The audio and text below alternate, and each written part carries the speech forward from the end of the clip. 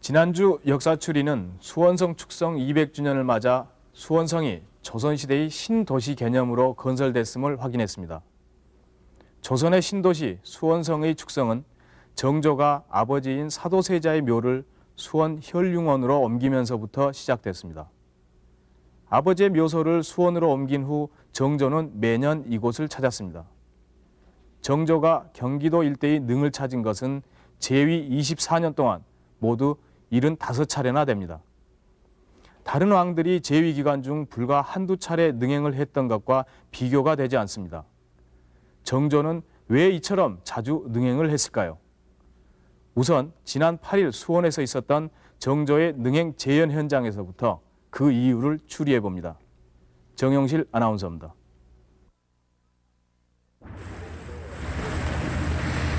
이곳은 수원시와 경기도가 경계를 이루는 지지대라는 고갯마루입니다. 지금 이곳에서는 수원성 축성 200주년을 기념해서 200년 전에 정조의 수원성 능행차가 그대로 재현되고 있습니다.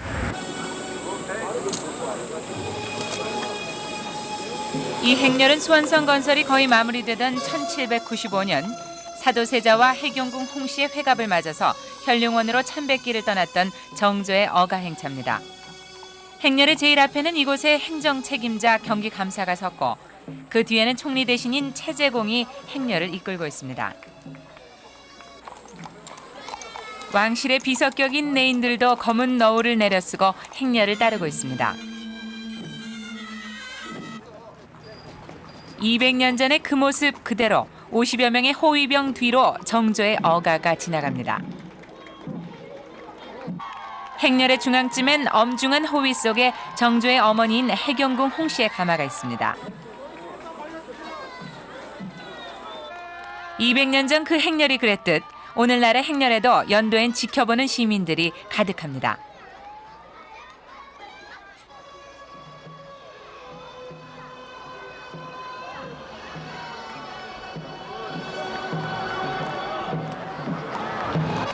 저는 지금 수원성 북문에 올라와 있습니다. 이 아래로는 정조 일행의 행렬이 보이고 있습니다. 이 오늘 정조 일행의 행렬은 선두에서부터 끝까지가 무려 4km의 거대한 어가 행렬입니다.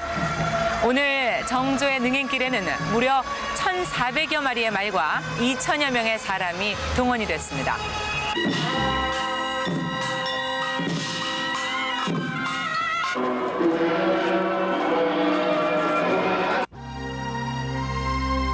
(200년) 전 그 거대한 행렬은 배 다리로 한강을 건너서 수원까지 이르렀습니다. 정조의 능행차 모습은 말 그대로 장관이었습니다.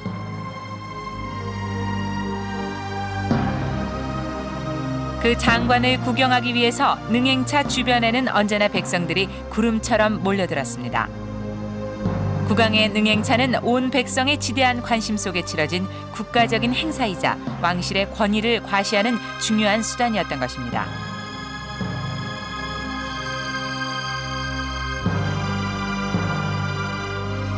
오늘날 수원시가 이 행렬을 재현하는 데는 무려 7억의 재정이 소요됐다고 합니다. 200년 전 정조가 행차를 했을 때도 그 경비와 백성들이 부담해야 하는 노역은 적지 않았습니다. 정조가 이같이 엄청난 행차를 그토록 자주 했던 이유는 무엇이었을까요? 정말 대단한 행차입니다. 당시 임금의 능행은 오늘날 대통령의 취임식 때나 구경할 수 있는 카퍼레이드 같은 것이었던 모양입니다. 물론 정조의 능행이 방금 보신 이 행차처럼 언제나 규모가 컸던 것은 아니었지만 정조는 백성들에게 적지 않은 부담이 되었던 이 거대한 행차를 1년에 서너 차례씩이나 했습니다. 조선시대의 손꼽히는 성군, 백성들을 위해 수많은 개혁 정책을 펼쳤던 정조가 이처럼 거창한 능행을 자주 했던 진정한 이유는 무엇이었을까요?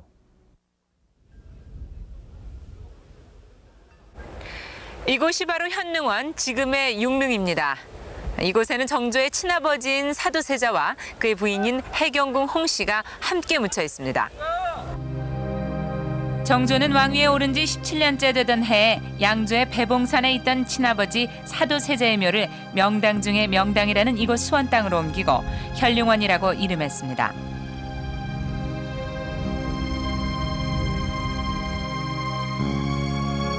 정조의 생부인 사도세자는 28살의 한창 나이에 아버지인 영조의 손에 의해서 뒤주에 갇혀 굶어 죽어야 했던 비운의 왕세자였습니다. 이모 화변이라고 불리던 이 비극적인 사건은 흔히 사도세자의 정신병 때문에 일어난 사건이라고 알려져 왔습니다. 하지만 정조에게 사도세자의 죽음은 당시 집권층이던 노론과 세자를 비호하던 소론과의 당파 싸움 때문에 비롯된 정치적인 것이었습니다.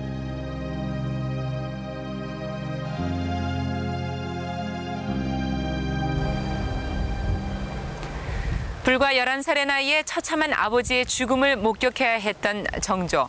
정조가 현룡원으로 묘를 옮기고 매년 정기적으로 능행을 했던 것은 죄인으로 죽어가야 했던 아버지에 대한 복권의 의미이자 효심의 발로였던 것입니다.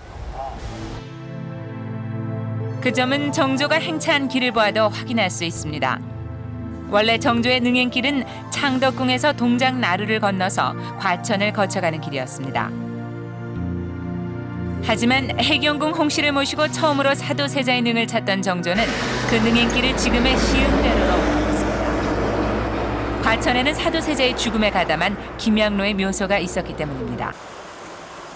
시흥을 통과하는 새로운 능행길, 안양천을 건너는 만안교가 이때 놓였고 그 뒤로 역대 국왕들의 능행길은 물론 훗날 경부선 철도와 일본 국도도 이 길을 따르게 되었습니다.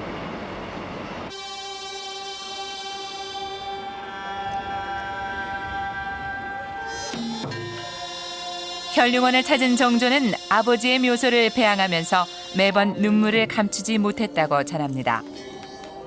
아버지에 대한 추모의 정이 그만큼 깊었기 때문입니다.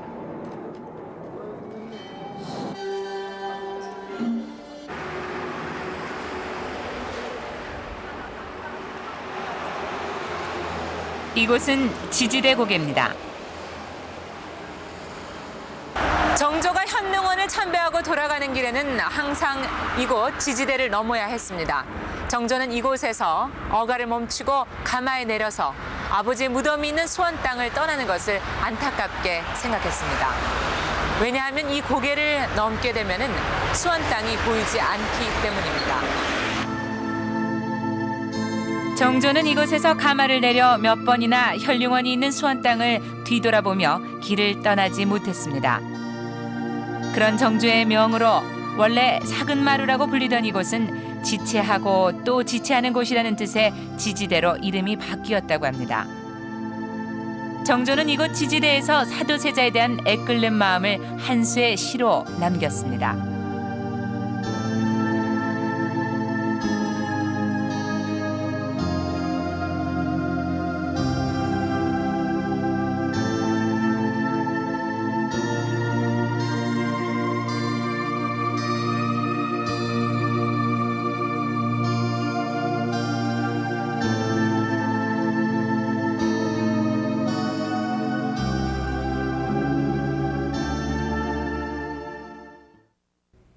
정조가 사도세자에 대한 효심으로 현룡원을 자주 찾았다는 것은 부인할 수 없는 사실입니다. 그러나 그 이유뿐이었을까요? 정조가 재위 기간 중에 현룡원을 찾은 것은 13차례입니다. 그러나 능행을 한 것은 모두 75차례에 이릅니다. 정조는 조선조 500년을 통틀어 유례가 없을 정도로 자주 능행을 했고 이는 사도세자에 대한 효심만으로는 설명되지 않습니다. 그렇다면 그 또 다른 이유는 무엇이었을까요? 정조의 능행시 있었던 한 사건에서부터 그 단서를 찾아봅니다.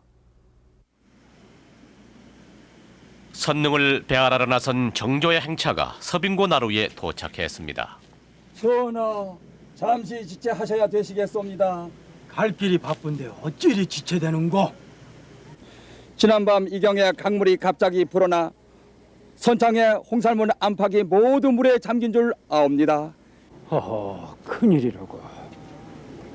내각 제조 김종수와 성공감 제조 서일인 등은 어서 가서 물의 형세를 살피고 오라. 예.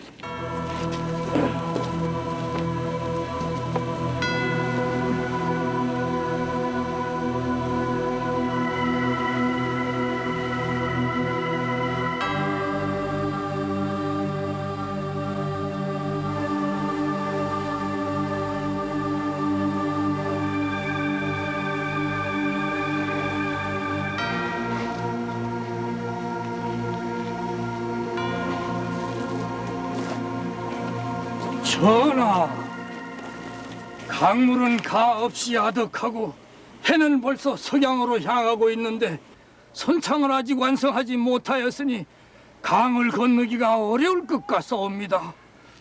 어가를 돌려 궁으로 돌아가심이 옳을 줄로 아옵니다, 전하. 이미 행차를 시작하였는데 물살이 불었다는 이유로 회가를 한다면 전하의 채통이 어찌 되겠사옵니까? 잠시 효창묘의 제전으로 거동하여 물이 줄어들기를 기다리는 것이 가한 줄로 아옵니다. 아니되옵니다, 전하. 벌써 해는 기울기 시작하였는데 짧은 가을에 옥체라도 상하신다면 어찌한단 말씀이옵니까? 이대로 돌아가심이 가한 줄로 아옵니다. 머물러 기다리자느니 궁으로 돌아가자느니 불어난 물살 앞에 어가를 세워두고 대신들의 의견이 분분했습니다. 대신들의 의견이 거의 행차를 궁으로 되돌리는 것으로 결론이 나고 있을 무렵 정조는 단호하게 능행을 멈출 수 없다는 뜻을 밝혔습니다.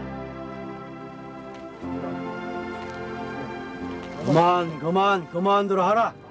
예. 와인이 이미 선능으로 행차할 것을 백성들에게 널리 알려놓았다. 이미 어가가 행차한 것을 백성들이 알고 기다리고 있을 터 이같이 작은 일로 행차를 돌려 백성들을 실망시킬 수는 없는 일이다. 속히 선창을 수리하도록 하라.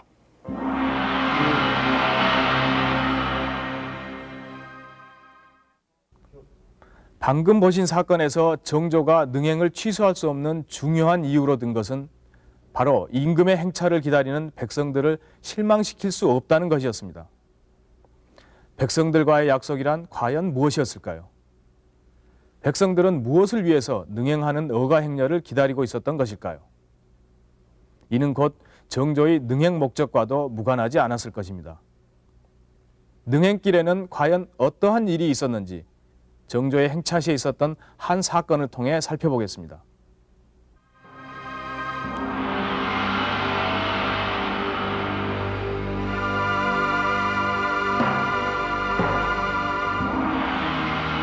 (1795년 5월) 정조가 어가를 멈추고 잠시 쉬고 있을 때 어디선가 요란한 꽹가리 소리가 들려왔습니다. 아니, 이것은 꽹가리 소리가 아니더냐. 그러한 줄로 아옵니다.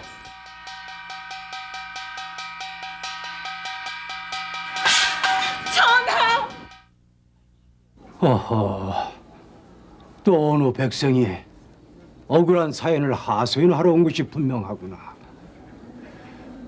어서 가서 사연을 받도록 하라. 어가 행렬 앞에 요란한 꽹가리 소리. 그것은 엄연히 불경죄에 해당할 만한 사건이었으나 정조는 그 사연을 친히 알아보라고 지시했습니다. 무엄하다. 지존하신 임금께서 거동하신 곳에 미천한 백성이 어찌 이리 방자한 행동을 하는 게야? 황공하옵니다.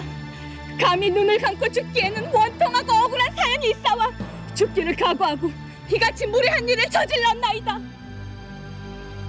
성상의 은혜가 하여와 같아 그 뜻을 알고자 하시니 격쟁한 사연을 소상히 아뢰도록 하라. 저는 장원에 사는 류모라고 하옵니다. 저의 남편은 고찬성 철정공 11세 손이며 유복 독자인 정준이라고 하옵는데 장원 무사히 여절에 의해 억울하게 죽음을 당하였기로 그의 원을 풀어주옵사고 감히 청하려 하였나이다. 꽹가리를 두드린 장본인은 창원부에 사는 양반가의 젊은 여인 류씨. 그녀가 고한 억울한 사연인즉 남편이 창원부사 이여절의 학정으로 억울한 죽음을 당하였으니 그 수령에게 이유 없이 인명을 살상한 죄를 물어서 죽음을 내려달라는 것이었습니다. 임금이 행차를 하던 중에 어떤 여인이 꽹과리를 쳐서 억울한 사연을 호소했습니다. 오늘날로 말하면 대통령이 행차할 때 누군가 뛰어들어 소란을 피우며 민원을 호소한 셈입니다. 이것을 격쟁이라고 합니다. 격쟁, 참 생소한 말입니다만 격쟁이란 임금에게 직접 민원을 호소할 수 있었던 조선시대의 소원제도였습니다. 정조의 어가 행렬을 기다렸던 백성들은 바로 이 격쟁을 통해 민원을 호소하려던 사람들이었습니다. 그럼 이 격쟁이란 것이 무엇인지 좀 더 상세히 알아보겠습니다.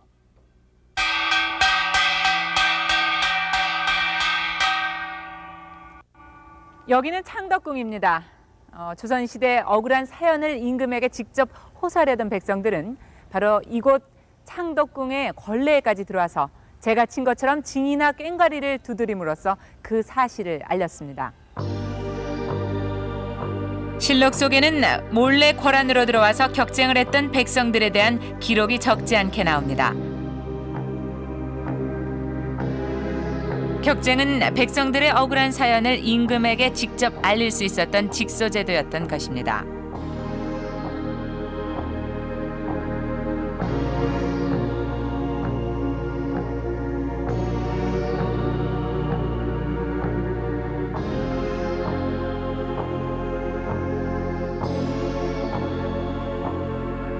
영조대에 편찬된 속대전이라는 법전에서는 이러한 백성들의 호소, 격쟁을 이렇게 정의하고 있습니다.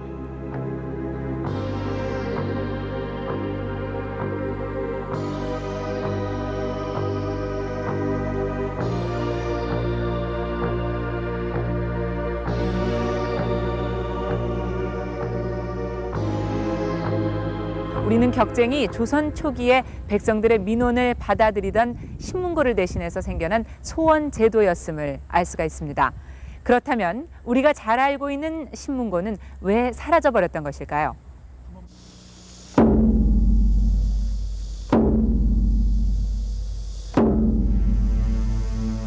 신문고가 설치된 것은 1401년 태종 때였습니다. 억울한 사람들이 북을 두드리게 함으로써 백성의 뜻이 임금에게 전달될 수 있도록 한 제도였습니다. 신문고는 조선조 초기부터 민의를 파악하기 위해서 설치됐던 여론 수렴 장치였던 것입니다. 하지만 여론 수렴 장치로서 신문고는 제 역할을 다하지 못했습니다. 신문고가 설치됐던 곳은 당시 의금부 당직청 앞으로 그 위치부터가 백성들은 가까이 하기 힘든 곳이었고 신문고를 치기 위해서는 여러 가지 까다로운 조건들이 충족돼야 했습니다.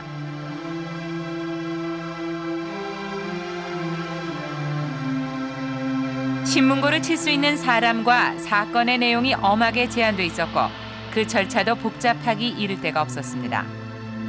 신문고는 일반 백성들이 이용하기 어려운 유명무실한 제도였던 것입니다. 결국 신문고는 사라지고 그 자리를 격쟁이 대신하게 됩니다. 신문고가 명실상부하지 못하게 되니까 결국은 격쟁이 새로운 민소의 수단으로 등장하는 거죠. 이와 같은 격쟁이 등장하는 시기는 대체로 신문고가 유명무실해지는 16세기 중엽부터라고 생각됩니다.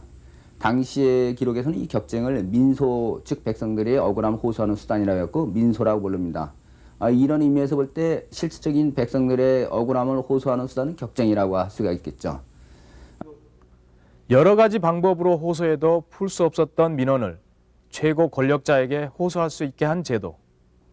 격쟁이란 조선시대의 헌법 소원제도 같은 것이었습니다. 그러나 지금까지 살펴본 바로는 격쟁이 대궐 안에서 이루어지고 있습니다. 조금 전 우리가 살펴본 격쟁 사건과는 조금 다른 부분입니다.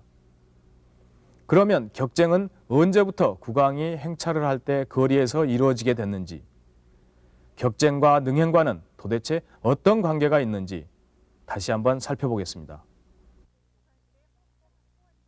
이 조선시대의 헌법 소원제도 이 격쟁이 보다 활성화된 것은 정조대에 이르러서입니다. 이 정조대에 이르게 되면은 격쟁은 백성들의 합법적인 소원제대로 확실히 자리 잡게 됩니다.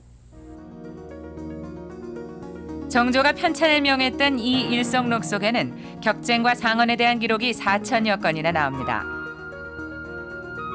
그 이전까지는 격쟁에도 민원을 호소할 수 있는 주체와 내용 면에서 많은 제약이 있었습니다. 따라서 격쟁의 횟수도 그리 많지 않았던 것입니다. 그런데 유독 정조대에 이르러 상언과 격쟁의 발생 건수는 폭발적으로 증가했던 것입니다. 유독 정조대에 이르러 격쟁이 증가했던 것은 왜일까요? 정조는 즉위 직후에 격쟁을 허용하는 법률을 반포합니다. 즉 우회 격쟁, 즉 무슨 말이냐면은 국왕의 시위대 밖에서 하는 격쟁은 허용한다 하는 것이 바로 우회 격쟁인데요. 우회 격쟁을 허용하는 조치를 취합니다. 그렇기 때문에 따라서 법률적으로 격쟁이 이제 합법화되는 거죠.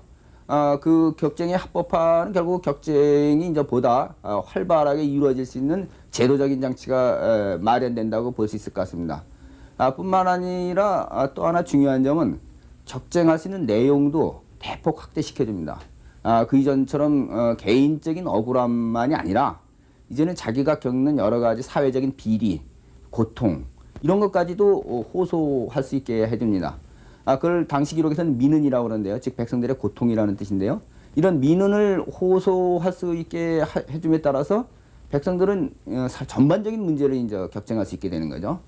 즉 격쟁의 법제적인 허용과 격쟁할 수 있는 내용의 확대 이 두 가지는 결국은 정조대에 취해진 격쟁의 획기적인 조치라고 할 수 있을 겁니다. 일성록에서 격쟁과 상언에 대한 기록을 잘 살펴보면은 이 정조의 능행과 관련해서 한 가지 의미 있는 사실을 발견하게 됩니다. 격쟁과 상언에 대한 판결이 대부분 정조가 능행을 한 직후에 이루어지고 있다는 사실입니다. 결국 격쟁과 상언이 임금의 능행차 때에 주로 이루어졌다는 것을 알 수가 있습니다.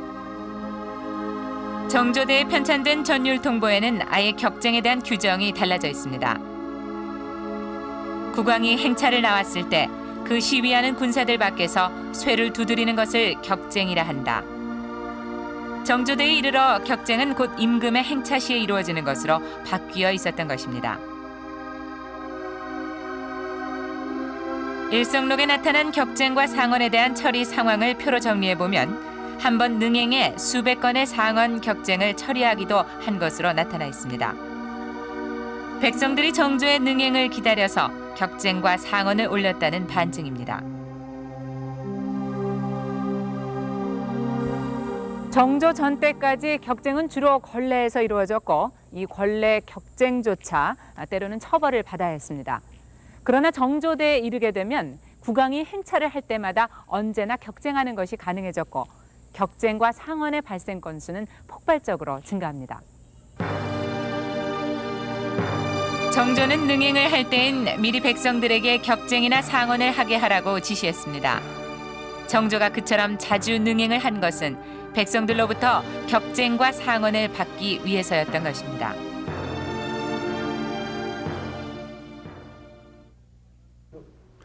정조의 능행은 곧 백성들에게 격쟁할 수 있는 기회를 주기 위한 수단이기도 했던 것입니다. 백성들의 억울함을 하나하나 일일이 들어주려 했던 정조의 백성 사랑하는 마음이 드러나는 대목입니다.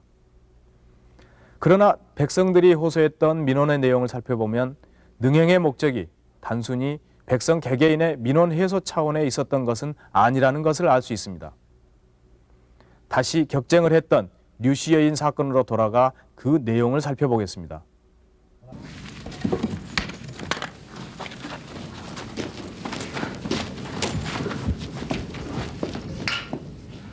자, 이제 무슨 사연인지 소상히 아뢰도록 하라.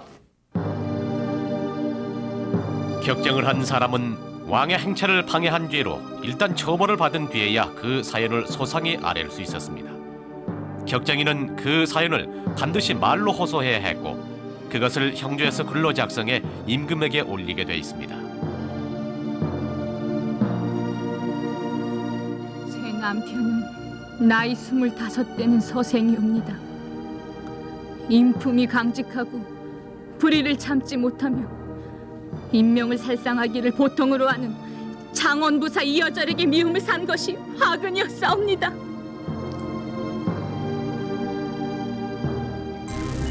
장원부사 이여절이라는 자는 성질이 사나워 사람 목숨을 파리 목숨과 같이 여기옵니다.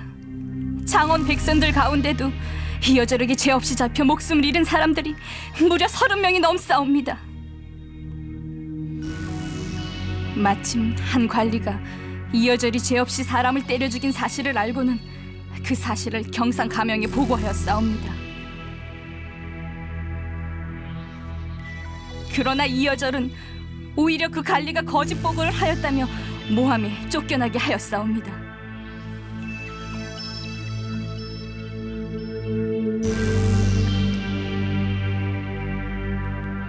이여절은 거기에 그치지 않고 이 사실을 무마하기 위해 창원의 유지들에게 자신을 유임시켜달라는 청원을 올리도록 사주를 하였사옵니다.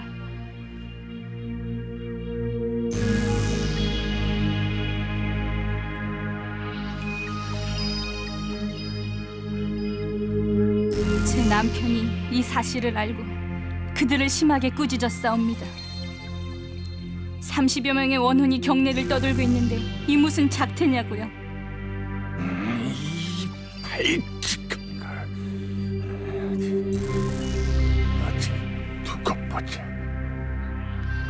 이 이야기를 전해들은 이여절은 제 남편을 반드시 죽이고 말겠다는 생각을 품었사옵니다.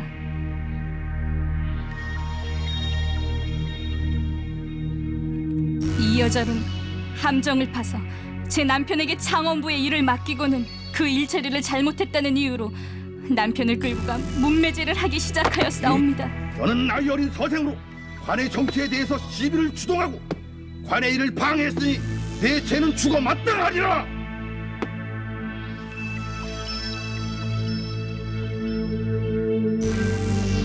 이여절은 곤장이 부러지지 않으면 장을 치지 않은 것으로 간주하는가 하면 곤장을 치는 나졸이 기운이 다하면 그 나졸을 바꾸기를 무려 6번이나 하였사옵니다.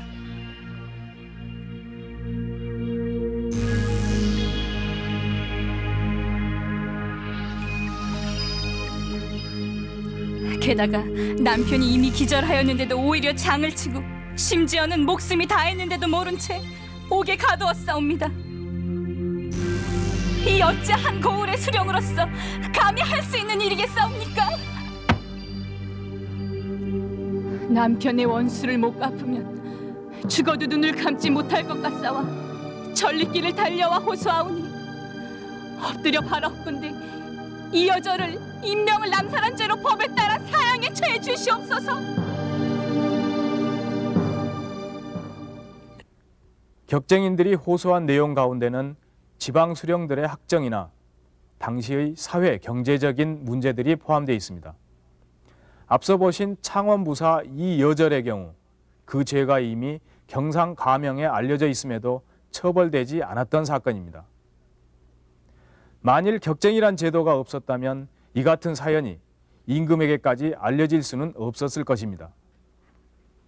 격쟁이란 이처럼 백성들이 억울한 사연을 호소할 수 있는 최후 수단이자 정조가 궁궐에만 있어서는 결코 알 수 없었던 지방정치의 실태를 파악하는 방법이었던 것입니다.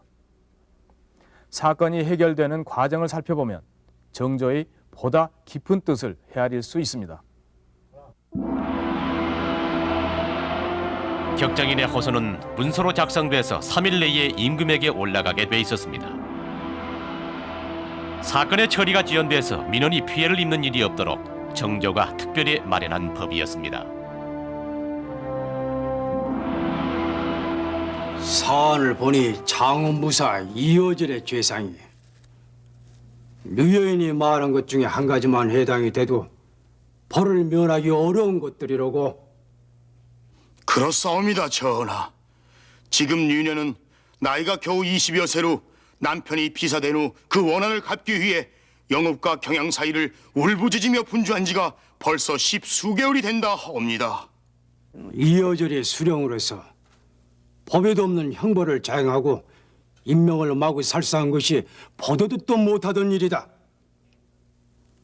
경상감사에게 엄히 명하여 사건을 상세히 조사하여 아뢰도록 하라. 한 달 후 어명에 따라 경상감사 조진택의 조사 보고서가 올라왔습니다. 그러나 경상감사 조진택의 조사 보고서는 온통 이어절의 행동을 변명하기에 급급한 것이었습니다.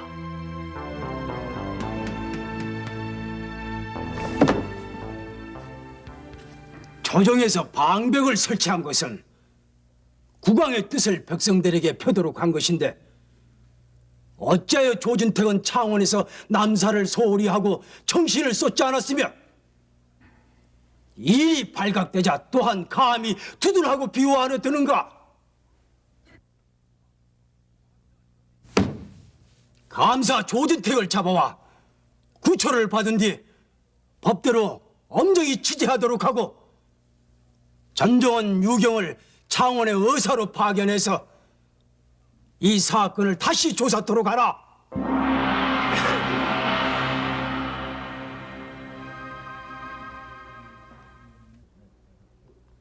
암행어사 유경의 조사 결과 창원 부사 이여절의 죄상은 낱낱이 밝혀집니다.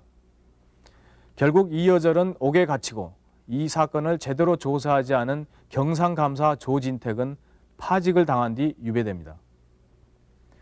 결국 한 백성의 격쟁으로 지방의 관찰사가 죄를 받는 지경에까지 이르렀던 것입니다. 격쟁은 이처럼 올바른 정치를 펴기 위한 여론 수렴의 한 방편이었습니다. 그리고 이것이 바로 정조가 그처럼 자주 능행을 했던 이유이기도 합니다. 그러나 정조는 왜 하필이면 능행이란 방법을 택했을까요? 그 이유는 정조와 대신들의 입장 차이에서 발견됩니다.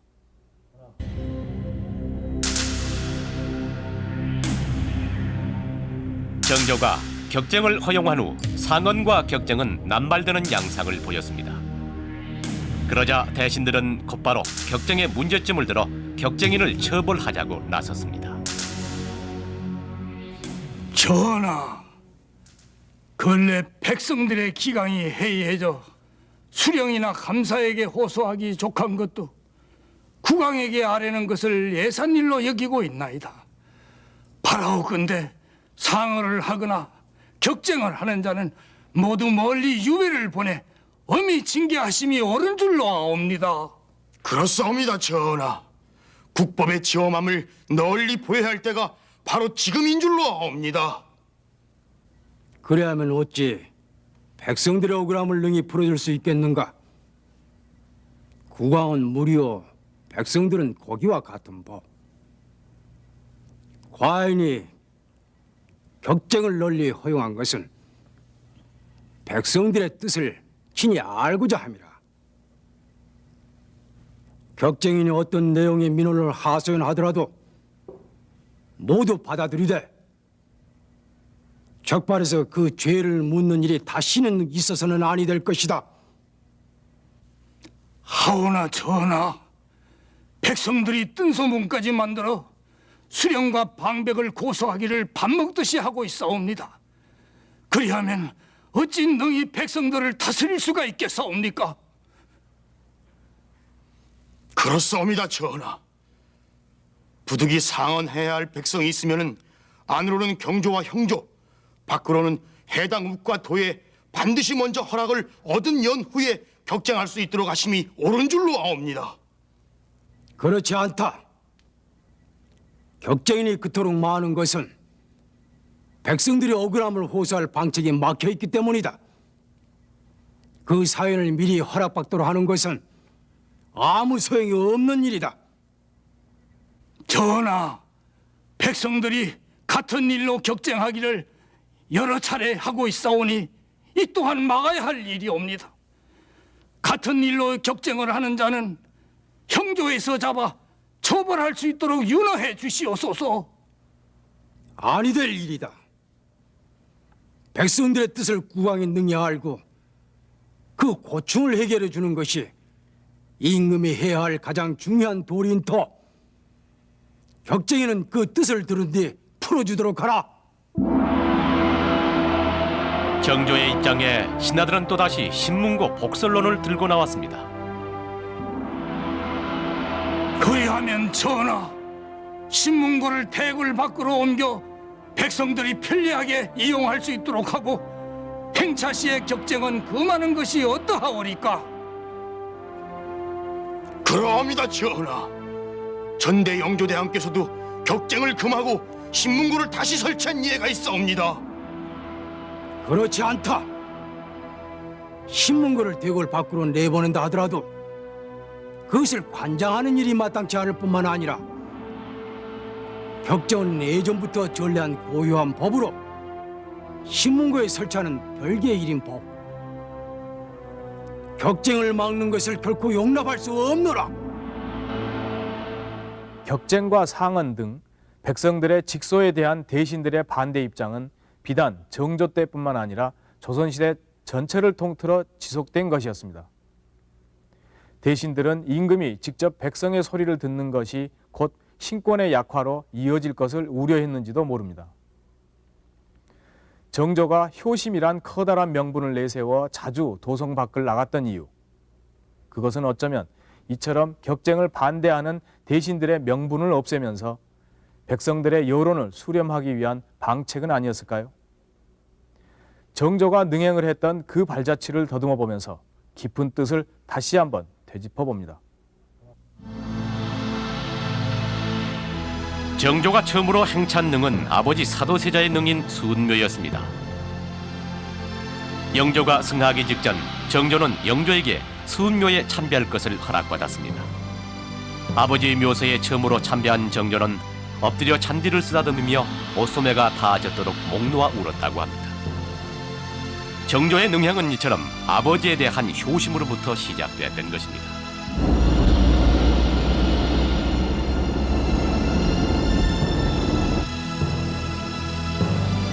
즉위 3년째가 되던 해 정조는 다시 영릉을 참배합니다.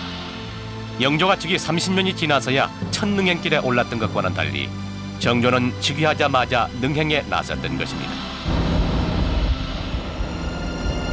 영릉을 참배하고 돌아오는 길에 정조는 경기감사에게 여주고을의 백성들을 불러 모으라고 명해 농사일과 고충을 물어보았습니다. 이를 시작으로 정조의 능행은 경기도 일대의 모든 능들로 이어졌습니다. 그때마다 정조의 능행길엔 반드시 백성들과의 의도적인 만남의 장이 마련됐습니다. 정조는 어가 행렬을 구경하러 나온 사람들에게는 언제나 친히 생활의 어려운 점이 무엇인지 물어봤습니다.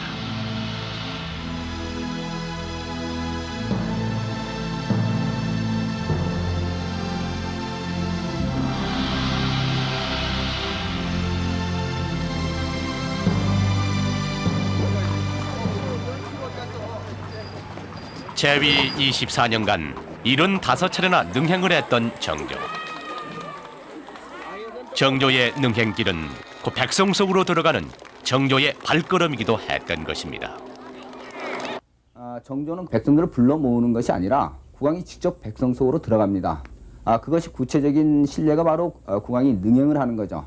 즉 능은 대체적으로 경기도 일원에 있을 테니까 국왕은 경기도 일원의 능행을 끊임없이 합니다. 그러면서 거기서 백성들의 생생한 목소리를 직접 듣는 것이죠. 즉 여론 수렴의 폭이 도성 내의 서울 시민으로부터 경기도 일원으로까지 더 확대됐다는 것이 중요한 의미를 지닌다고 할 수 있겠습니다. 그러면 이제 국왕이 그렇다고 해서 저 충청도나 전라도까지 가는 건 아니고 경기도 일원에까지만 움직이게 되니까 암행어사를 파견해갖고 그들로 하여금 백성들의 고통을 생생하게 들어오도록 한다든지 이런 방식을 통해서 국정을 운영했죠. 이와 같은 정조대 국정 운영이 지니는 의미는 결국은 민본 정치라고 할 수 있겠습니다. 즉 이와 같은 민본 정치, 즉 애민 정치의 토대를 바탕으로 해서 백성들의 근대적인 민권 의식이 성장하는 것이었죠. 백성에 대한 정조의 생각은 이미 왕세손 시절 영조와 나눈 대화 속에서 잘 나타나 있습니다. 나라가 민에 의존한다고 하는 까닭은 무엇인가? 국왕은 백성이 없으면 나라를 튼튼히 할 수 없기 때문이옵니다. 은혜가 골수에 미치고 사랑이 가슴속까지 미치도록 하는 것은 어떻게 할 수 있겠는가? 국왕이 능히 백성을 사랑하면 백성은 모두 이와 같이 될 것이옵니다. 국왕은 높은 데 사는데 어떻게 이와 같이 할 수 있는가? 항상 생각하며 애민을 잊지 않는다면 이와 같이 될 것이옵니다.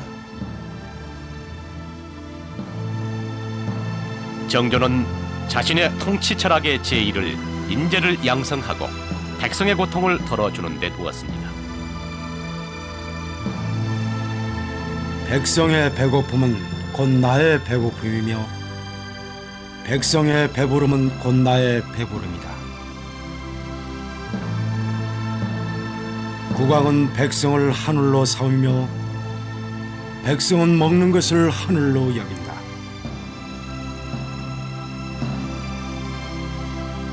인주의 직책은 그 첫째가 하늘을 공경하고 백성을 사랑하는 것에 있으며 그 다음이 성현을 받드는 것이다.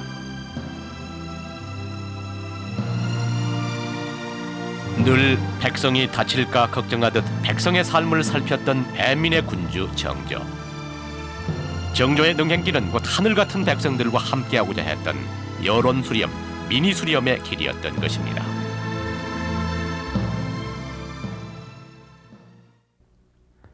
우리는 지금까지 한 격쟁 사건을 통해서 정조가 능행을 자주 했던 이유를 추론해 보았습니다.